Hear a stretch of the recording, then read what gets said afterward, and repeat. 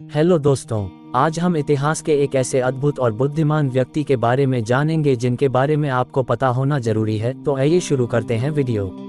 Leonardo da Vinci विश्व इतिहास के उन महान व्यक्तित्वों में से एक थे जिन्होंने कला, विज्ञान, अभियांत्रिकी, शरीर रचना और आविष्कार जैसे अनेक क्षेत्रों में अमिट छाप छोड़ी।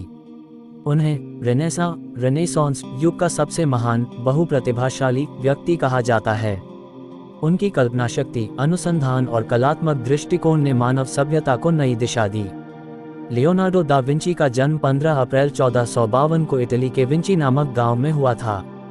उनके पिता सेर पिएरो एक नोटरी वकील थे और माता कैटेरिना एक सामान्य महिला थीं। लियोनार्डो का बचपन प्रकृति की सुंदरता के बीच बीता। उन्हें पहाड़ों, पेड़ों, पक्षियों और जल प्रवाह की गति में गहरी रुचि थी। ये रुचि आगे चलकर उनके चित्रों और वैज्ञानिक कार्यों में झलकती है। बचपन से ही लियोनार्डो अत्यंत जिज्ञासु थे। वे हर वस्तु को गहराई से समझने की कोशिश करते थे। उनके मन में यह सवाल रहता था कि ये कैसे काम करता है। यही स्वभाव उन्हें एक महान वैज्ञानिक और कलाकार बनने की दिशा में प्रेरित करता रहा। युवा अवस्था में लियोनार्डो को फ्लोरेंस भेजा गया, जहां उन्होंने प्रसिद्ध चित्रकार अंद्रेया डेल वेरोकियो से चित्रकला, मूर्तिकला और अभियांत्रिकी का प्रशिक्षण लिया। इसी दौरान उनकी प्रतिभा लोगों के सामने आने लगी। कहा जाता है कि जब उन्होंने अपने गुरु की पेंटिंग में एक फरिश्ते का चेहरा बनाया तो वह इतना सुंदर था कि वेरोकियो ने स्वयं पेंटिंग करना छोड़ दिया। लियोनार्डो दा विंची की सबसे प्रसिद्ध पेंटिंग मोनालिसा है। ये चित्र उनकी उत्कृष्ट कलात्मक दृष्टि और तकनीकी ज्ञान का अद्भुत उदाहरण है। मोनालिसा की मुस्कान आज भी एक रहस्य बनी हुई है। उन्होंने इसमें प्रकाश और छाया का जो संतुलन दिखाया है वह उस समय की कला से कहीं आगे था।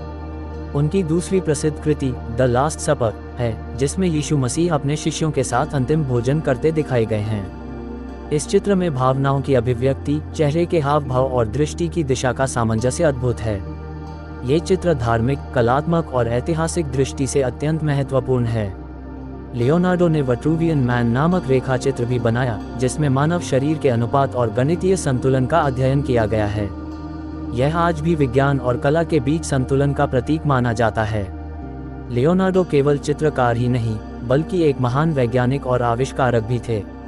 उन्होंने सैकड़ों स्केच और नोटबुक्स में अपने विचार लिखे, जिनमें भविष्य की तकनीक की झलक मिलती है।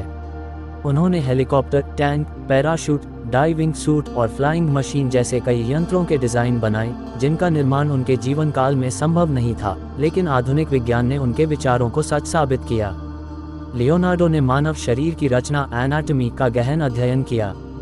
उन्होंने मृत शरीरों का विच्छेदन करके हड्डियों, मांसपेशियों और अंगों की बनावट को समझा और उनके सैकड़ों चित्र बनाए। ये कार्य चिकित्सा विज्ञान में एक बड़ी प्रगति थी। लियोनार्डो प्रकृति को ईश्वर का दर्पण मानते थे। वे कहते थे कि प्रकृति में सब कुछ गणित के नियमों पर आधारित है।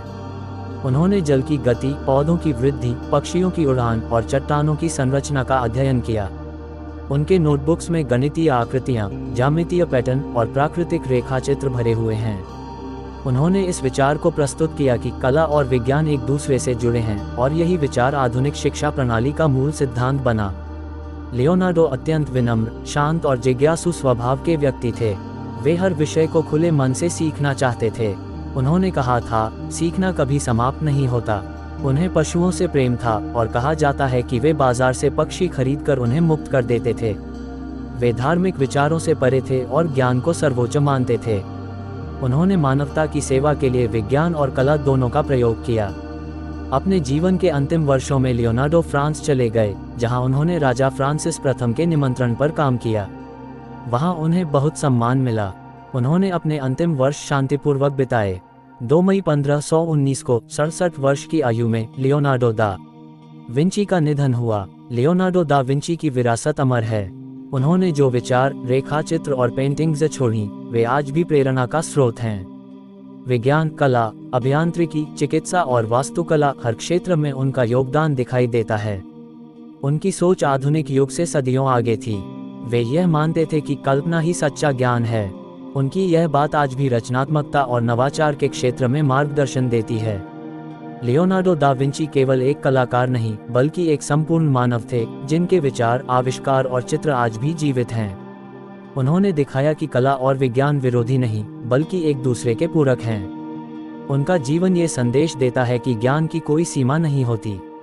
लियोनार्डो दा विंची वास्तव में मानव इतिहास के सबसे महान मस्तिष्कों में से एक थे। वे न केवल अपने युग के बल्कि आने वाले युगों के भी प्रेरणा स्रोत बन गए। सोचने वाली बात यह है कि आज के आधुनिक उपकरण की जानकारी पता नहीं कैसे उन्होंने कई 100 सालों पहले ही पता कर ली। अगर गौर से देखा जाए तो आज के ज़्यादातर उपकरण उनके बताए सिद्धांतों पर ही आधारित है।